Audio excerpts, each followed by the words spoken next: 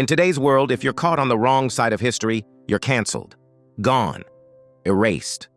But 2,000 years ago, there was a man so problematic that his entire mission was the literal elimination of a movement. His name was Saul of Tarsus, and his transformation is the greatest plot twist in human history. Saul wasn't just a critic. He was the ultimate villain of the early church. He was a high-ranking, highly educated zealot who viewed Christians as a virus that needed to be eradicated. Our first introduction to him? He's supervising the execution of Stephen, the first Christian martyr. Saul didn't just watch, he approved. He was the architect of fear. He wasn't satisfied with Jerusalem. He got legal permission to hunt Christians all the way to Damascus. His goal?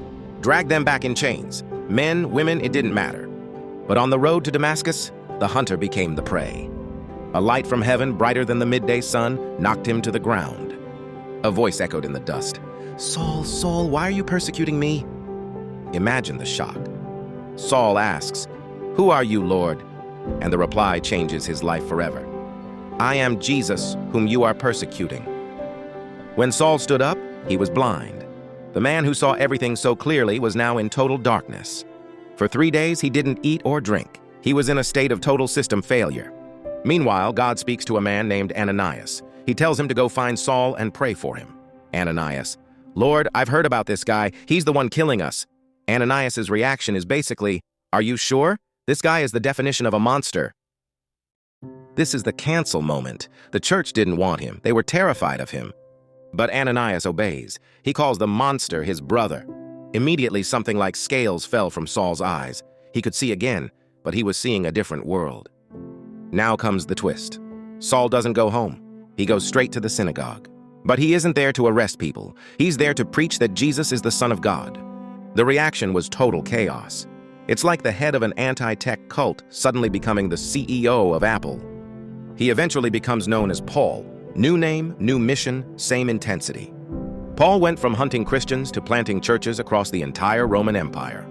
He used his massive intellect to explain the gospel to the most brilliant minds of his time. The man who once caused suffering was now willing to suffer everything for the name he once hated.